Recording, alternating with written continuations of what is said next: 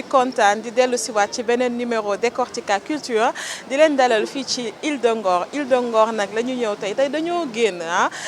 fas yéene def Décortica Culture bu am solo nag activité culturelle yi alhamdulilah ñu ngi commencé waat reprendre mais reprise bi dafa ànd ak nouvelle bu neex nag tey fii ci Île de Ngor dañ fi inauguré espace culturel bu am solo bi nga xamante ne artiste bi de le berger de l'Île de Ngor moom moo ko créé mu nekk espace culturel këram bi nga xamante ne moo nekk en même temps atelier am la gën a yaatal ibbi buntu yi pour képp ki nga xam ne artiste nga wala képp ki nga xam ne culture moo la ñor ak domaine artistique bu mu mën ci doon nga mën di fi ñëw di tàggatu di ñëw di weccante xalaat di ñëw également di tëju di bind wala di xalaat ay création artistique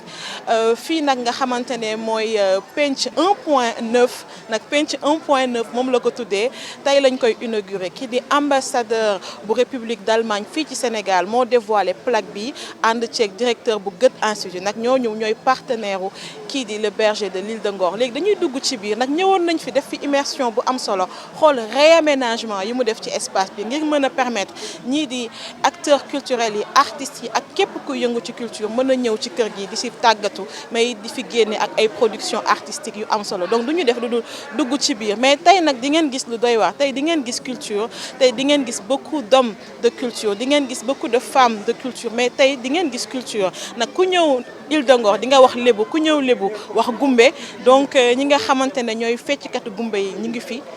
ndaw rabine di ngeen gis ndaw rabine di ngeen gis daal ay facettes yu am solo ci culture sénégalaise donc du ma def lu dul bàyyi leen ñu dugg ci biir xool ñi nga xam ne teew nañu déjà ci inauguration.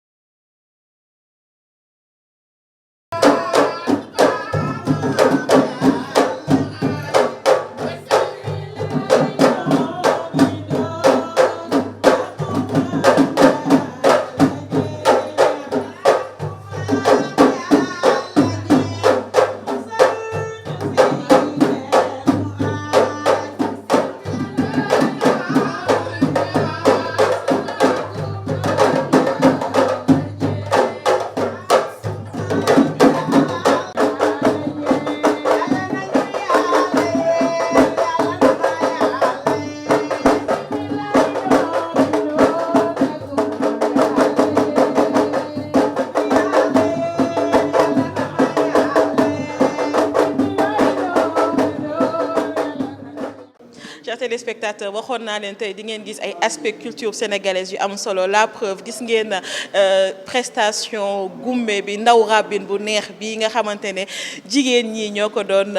effectuer léegi donc dañuy ñëw sekk ak ñoom waxtaan bu yaatoo yaatu def nañ fi ay pas de danse yu neex a neex yu rafet yu nga xamante ne ñu bëri nag mënuñu ko donc troupe la bi nga xamante ne dañuy def ay répétition normalement dañuy sekk ak ñoom waxtaan bu gaaw xam naka la ñu former seen groupe bi ak aussi naka la ñuy defee seen répétition ak prestation yi. waaw maa ngi nii toog ak sama yaay booy suñu mbokk lébu yi maa ngi leen di nuyu. ñu ngi lay fay. waaye yéen ay ban troupe. ñun ñooy troupe déggoo bu Ngor. bu Ngor. waaw kon ay lébu ngeen. pire lébu si ndey si baay. waaw suñu groupe bii ni mu juddoo mooy dañu fekk suñuy yaay di ko def suñuy yaay gan gu fi mës a dugg fii si Ngor ñu war ko bégal dañuy wane suñu aada suñu yaay yi lañ daan yëngu. bu ñu amee ay gan président bu fi mës a dugg fii Senghor ba tey jii ku fi mës a ñëw rek ànd nañu ak yow lii nag mu nekk suñu deret ñu bëgg ko lool ndax nit ki amul lu dul aadaam amul lu dul cosaanam suñu cosaan gi dañ ko bëgg suñuy xol ñuy ñaan si yàlla rek yàlla lafal ñu cet liñ si bëgg yëpp yàlla defal ñu ko. ñun ñëpp ay mbokk lañ ndax fi benn bopp rek la kenn mënu ko def ñaar benn bopp lébu benn bopp la tur bii koo bokkalul si ndey bokk nga moom si baay samay doomi ndijaay a ngi fi samay doomi bàjjen a ngi fi samay doomi maam a ngi fi nii lañ ànde muy benn bopp rek kenn mënu ko def ñaar. ndaw raagin nañ gumbe nañ def yaaba nañ def nañ tam ndëpp fecc nañ ndëpp déedéet ndax wayuñu wayu kenn lii daane laate kañ mooy ku ñu tudd sa maam mais laalu ñu fi rabu kenn xam nga dama ne dañoo rooti woon si teenu Gana Diop xool leen noo xaley Gana Diop naan leen naan yéen gaañu manoon naan. non non ñun duñu répété dafa nekk suñu deret rek gis nga kiy tëgg nii mi ngi dëkk ba Yoof duñu répété dañu am suñu président rek bu événement xewee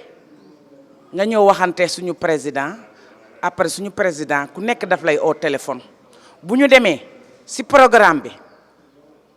comme tey li ñu wax fii ki Ablaye Diallo suñu mag la xam nga xam nañ ko bu baax Ablaye Diallo suñu mag la ndax moo suñu mag ñooy ànda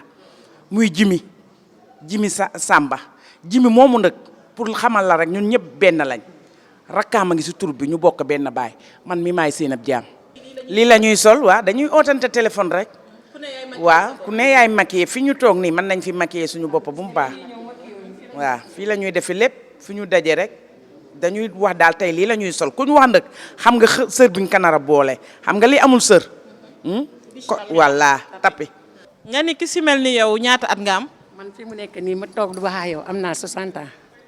mën naa dem ba 70 ans di fecc 71 ans ba 75 ans man la maa la wax lii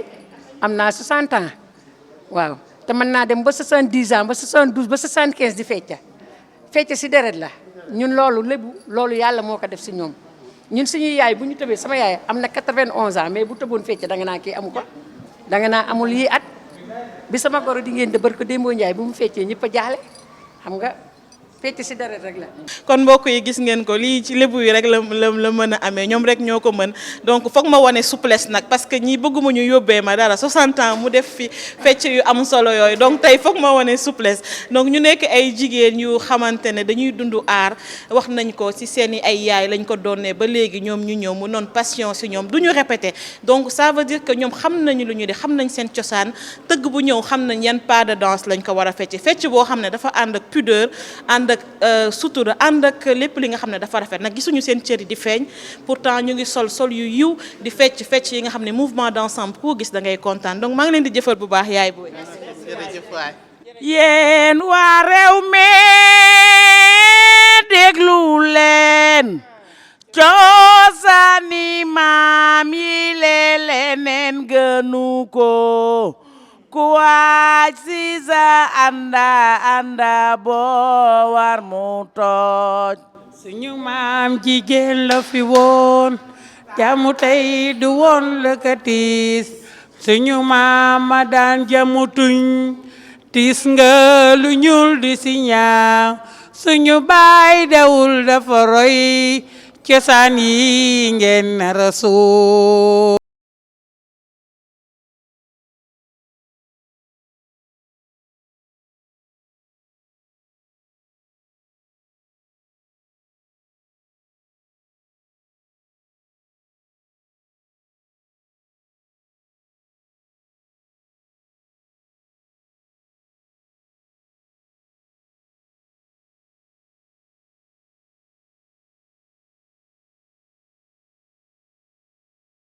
Monsieur Germain Coly, directeur de la cinématographie moom tamit teew na ci inauguration atelier bi penc 1.9 bi nga xamante ne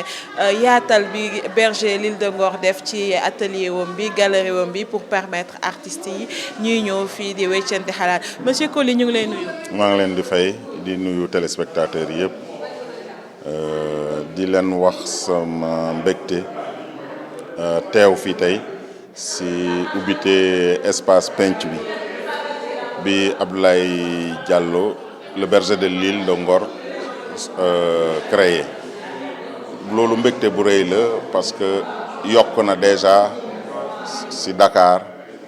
mais dem si un site spécial bi nga xam ne moom mooy île de Ngor ubbi fa espace boo xam ne artistes yi mën nañu fi ñëw daje artistes yi mën nañu fi exprimer wu loolu lu ñu war a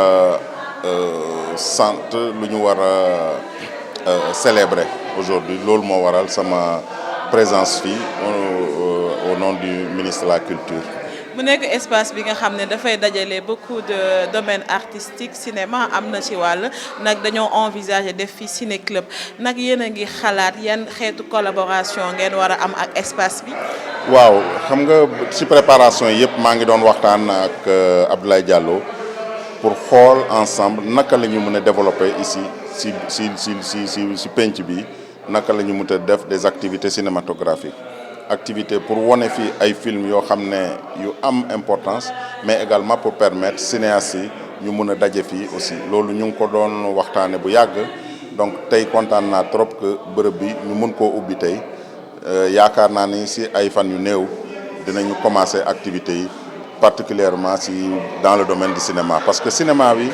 c'est un art transversal boo xam ne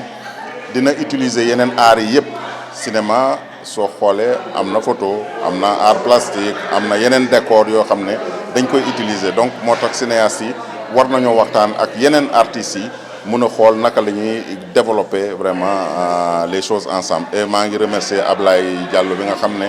dès le début impliqué na ma si lu muy def yëpp ñëw naa fi ay yoon ñu waxtaan fi pour xool naka la ñuy defee ensemble mu am fi cinéma mais mu am fi des résidences art plastique et tout voilà. dañ la gëj a gis maman Oumou Sy ci lan nga nekkoon da nga am looy préparé wala. yéen a ma woowul ngeen ma woowee ma wisi leen maa ngi fii waaw xam nga Covid bi moo amoon ñëpp daal du lelu man tam ci ñi lelu woon laa bokk dama hiberné woon waaye teewul maa ngi liggéey ci biir de. bu paree kon teewul fu mu ne ni création yu doy waar nga andi. yu am solo laay indi waaw bu paree rek incha allah dinañu génne lu am solo nga xam ne ñun xam nga bu amee dara lu xew rek ñun bu ñu lëloo rek dañuy liggéey bu ñu taxaw ñun dañuy liggéey rek di gis waaw. espace bi ñu ñëw tey ñu koy inauguré mu nekk espace bi nga xam ne dafa bëgg dajale discipline yu bëri ci wàllum culture nag gis nga ni fii war nga fi mën a liggéey. commencé naa fi liggéey sax ndax maa ngi joxe formation ci costume di won yéen journalistes yi su ngeen gisee ay film wala ngeen gis ay spectacle ngeen xam costumière bi lan la daj balaa muy def yére yi ak naka la def ba créer yére yi ba teg ko ndax spectacle boo gis rek ay yéreem dañu war a bees film boo gis rek yéreem yi am na koo xam ne mu ngi ci ginnaaw moo ko liggéey ba mu teg ko fii pour que ñu xam ñun tam parce que xam nga prix costume day am ci cinéma te dina am léeg-léeg mu am film yoo xam ne yi costume yi ñooy tax ba film yi sax dem kaan waaw loolu la. donc mu am costume rôle bu muy joué ci cinéma nag des fois yenn interprétation yi bu ñu soxlee ay costumes yi nga xamante ne ça date c'est dans le temps dans l'histoire dañuy ñëw ñu seet si la mais maman Oumou Sy dañu amoon habitude di la gis des fois ngay def ay défilé wala ngay def ay exposition est-ce que mën nañu xam actuellement bu ñu bëggee gis sa yenn si ay costumes yi am na ay bërëb yu ñu mën a dem musée des civilisations c'est ay costumes ñu ngi fa woon nag endroit boobu kese la ñu mën a visiter lii di œuvre maman Oumou Sy wala am na yeneen. c'est-à-dire xam nga man sama costume yi comme amaguma sama musée bopp te comme dañoo bare mënuma ko exposer bu fekkee am na demande loo xam ne li dañ ko soxla par exemple maison bii dina am jour boo xam ne dinaa ne Abdoulaye daal tey samay costume la ñuy wane ci musée bi ñu daal di ñëw def benn vernissage nga xam ne costume thème film yu bëree lañ fiy gis yi nga xam ne nit ñi seetaan nañ ko am na film yoo xam ne nit ñi gisuñu ko sax te fekk costume yi film yoo xam ne film bitim réew la yoo xam ne maa def costume yi ñu ñëw gis ko fii. Chers téléspectateurs ba tey ñu ngi fii ci inauguration espace 1.9 ci Île de Ngor fi nga xamante ne artistes yi dañ fi am wàllu bu bëri culture am fi wàll dañoo seen nag madame Mariem Ba mu nekk secrétaire générale à la biennale de Dakar madame Ba ñu ngi lay nuyu. Bonjour chère madame maa ngi lay fay. lan moo waral tey sa teewaay. sama teewaay fii du teewaay bu bees parce que très souvent je viens rendre visite donc à Abdoulaye Diallo. Je viens régulièrement ici à l'île de Ngor depuis ma petite enfance donc c'est pas quelque chose de nouveau mais le fait que Abdoulaye puisse également avoir cette idée sublime am xelu créer espace bi nga xamee ni les acteurs de la culture ñi ñuy liggéey ci wàllu culture yépp fànn boo gis secteur sous-secteur boo gis ci culture mën si gis sa bopp looloo tax bi mu ma nee dama koy ibbi bugg naa nga teewee ko ma ñëw également man ak sama ay collègues ñu ñëw teewee bis bi. mu nekk espace bu bees nekk également ci benn endroit boo xam ne c'est à la fois touristique et artistique est-ce que jàpp ngeen ak biennale bi ngeen xam ne dañ ko reporté woon tey jii di ngeen am ay lëkkaloo yi ngeen mën a def ak espace bi di Penc 1.9. xam nga biennale dañ ko reporté woon ndax Covid bi dàq ko ndax Covid bi mais ñu ngi koy saytu pour mun ko def 2022 incha allah. xam nga biennale lu tax ñu tànn ko ci période deuxième trimestre bi Sénégal moo tànn def ko période boobu te agenda international ñëpp d'accord ci ni ci période boobu lañ koy def donc incha allah déwén daal fas yéene nañ ko def et espace bi day ñëw dolleeku ci espace off biennale bi bi ma mujj def pour le compte de l'État du Sénégal en 2018. On était à plus de 350 lieux d'offres donc bii day ñëw rek dolleeku ci yi am yëpp incha allah et loolu moo am solo parce que li ñu ibbi fii espace d'art bi centre d'art la en même temps boole tourisme boole culture biennale ci boppam loolu mooy ci mission am la bokk. Comment, à travers des manifestations culturelles, développer la destination touristique sénégalaise wane it sunu cosaan ak sunuy aada ak sunu xeralu waayu artistes yi ñii di créer lu ñuy créer et toujours dama koy wax ma ne leen que ñoom artistes yi ñooy éveilleurs de conscience, c'est eux qui révèlent et qui nous font penser en tout cas qui nous parlent de demain. Ils ont toujours des signes annonciateurs sur plusieurs plans fànn yu bëri wàllu culture wàllu politique wàllu économie wàllu environnement wàllu dëkkuwaay yooyu yëpp artistes yi dañu ciy liggéey lu yàgg ay at parfois 10 ans 15 ans 20 ans yëf yi doogay xew donc ñoom daal ñooy sunu alerteur ñoom ñooy éveiller conscience yi du ñu jàngal ci lu bëri te defe naa lieu bu mel nii de plus en plus mi ngi am Sénégal fii ci île de Ngor yi am na espace yu bëre yu nga xam ne ñi ngi remplir objectif boobu nga dem Dakar intramuros nga dem hors de Dakar ci banlieue bi nga dem Saint-Louis dem Toubacouta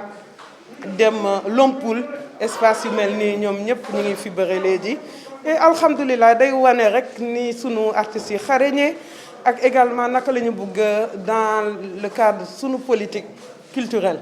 mais également politique gu état du Sénégal même ban place la ci culture am si la ñuy xam ne nag culture am na valeur ajoutée bu rëy ndax création dafa ëmb lépp te loolu la ñu am nii ci centre d'art bi te moom la ñu am également ci yeneen espace ay galeries yu bëri yu bees yu ñu ibbi léegi à Dakar ou dans les autres régions loolu daal dañu ci kontaan parce que day bokk ci li ñuy wax territorialisation des politiques publiques. Chers téléspectateurs yéen ngi ba tey ci émission Décortica Culture ñu ngi fii ci espace 1.9 bu artiste bi de l'Auberger de l'île de Ngor moom moo ñu dalal tey nag dafa yaatal këram bi artiste bu mu mënti doon mën na ñëw léegi fii liggéey weccante xalaat mu ngi nii nag taxaw ak kii di professeur Magueye Kassé moom mooy commissaire permanent maa ngi leen di nuyu professeur di leen nuyu l'artiste. maa ngi lay fay di la gërëm te di la sant tamit ci ñëw bi ngeen ñëw ba fii ak coono gi ngeen daj boobu ak léegi pour ànd ak ñun ci li nga xam ne mooy émission bi li nga wax effectivement dëgg la dama ànd ak suma mag di suma kilifa professeur Magueye Kassé ñu am yéene yi def loo xam ni dañ ko bàyyi suñu ginnaaw dañ ko fi ànd ak moom gunge ko ba ci kanam bokk ko képp koo xam ne da ngay yëngatu ci wàllu aar képp koo xam ni kàngang nga boo xam ni yàlla may na la loo xam ne soo ko waxee dana jëriñ njaboot ci wax gu rafet ak wax moo xam ne dana jàngale nit ndax réew mi dafa ma njort ni loolu lu fi tumurànke la gis nañu ci jamono yi weesu amoon na fi ay lëj-lëj yu bare yoo xam ni borom kër gu nekk loolu am na loo xam ne lu mu def ci yow ñu toog nag ni li nga xam ne moom la ñu yàlla dimbalee ci xel ak li ñu yàlla dimbalee ci mën-mën suñ ko boolewul toog bokk ay jataay pour waxtaan xool nan la ñuy def pour njaboot gi ci suñu kanam ak ci suñu ginnaaw tumuranke bañ a dal seen kaw bés bu ñu fi jógee wala bés bu ñu demee ba tële dana am loo xam ne suñu diggante ak suñu borom dana des loolu lañ nag la ñuy jéem suñu kéemtulaay kattan xool nan lañ koy defee ci ànd di waxtaan di seet ak di xelalante pour ñu ci paree ci xelalante yooyu ñu bind ko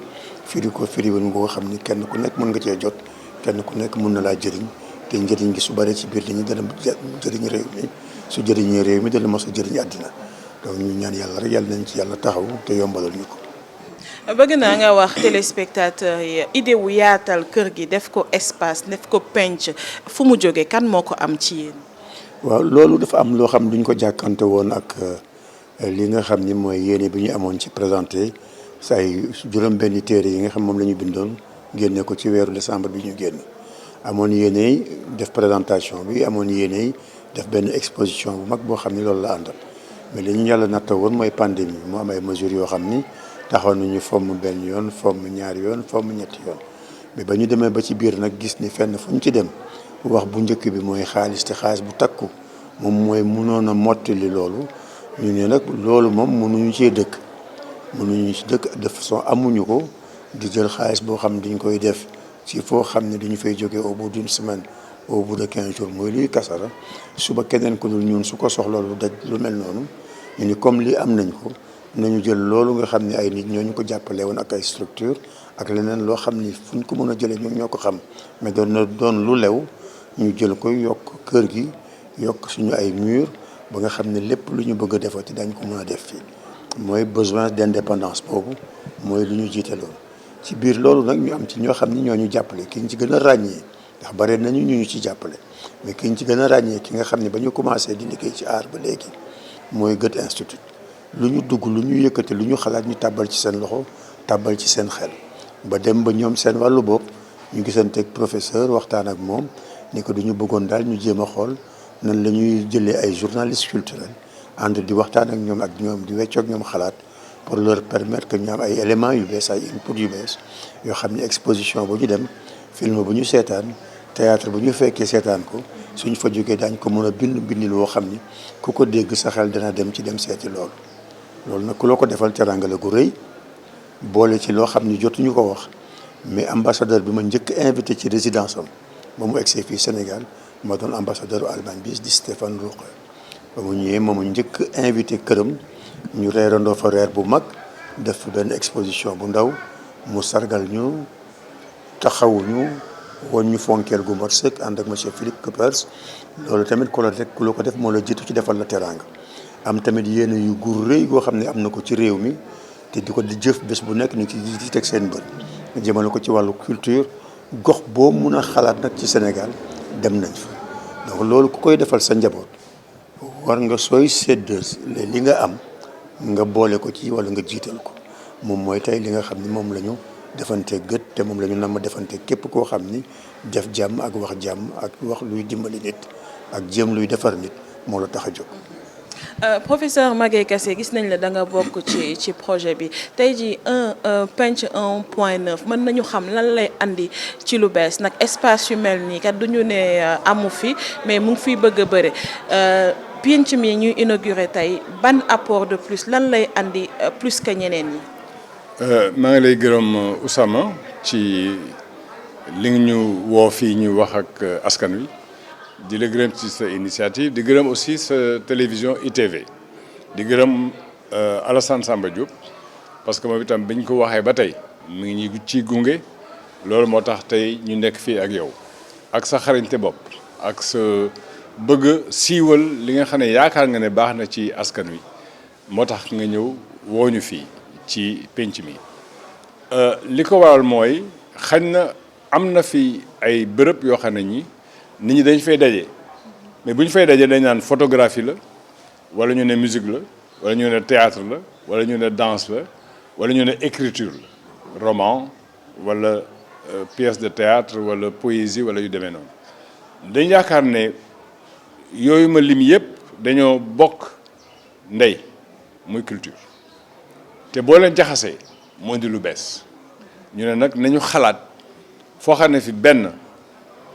du ñu dépendre ci kenn pour bëgg a def li ñu bëgg a def ñaareel bi dana nekk bërëb boo xam ne dafa ubbeeku ci fànn yooyu ma wax yëpp. ñetteel bi mooy bu ñu fi tasee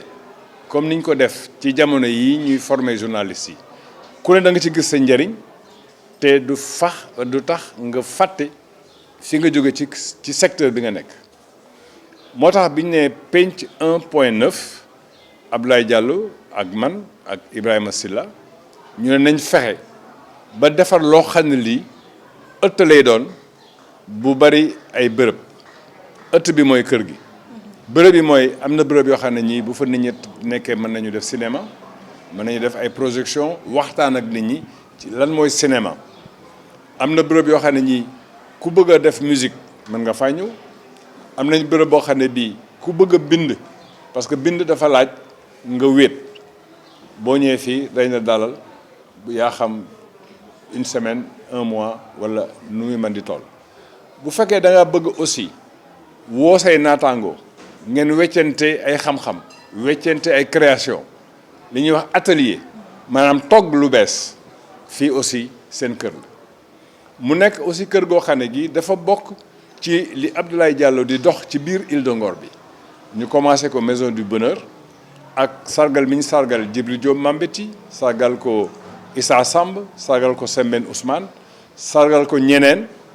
ak foo xëy dañ fiy tàggat xale yi.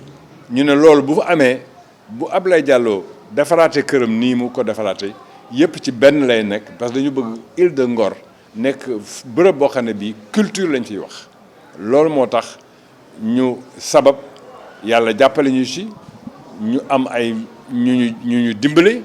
gëm li ñuy def ba lii taxaw tey. merci beaucoup ñu ngi leen di jaajëfal bu baax l'artiste le berger de l'Île de Ngor Abdoulaye Diallo moom mi nga xamante ne moom kër gi mu yaatal ko ak képp ki nga xamante ne bëgg nga culture da ngay wax culture ubbil na la bunta mu nekk penc 1.9 ak professeur Magaye Kassé mi nga xam ne moo nekk commissaire permanent wam ñu ngi leen di jaajëfal bu baax mbokk yi li leen andiloon tey ci Décortica Culture di leen jaajëfal bu baax te li leen jox dig daje ci yeneen i numéro bu soobee yàlla jërë ngeen jëf.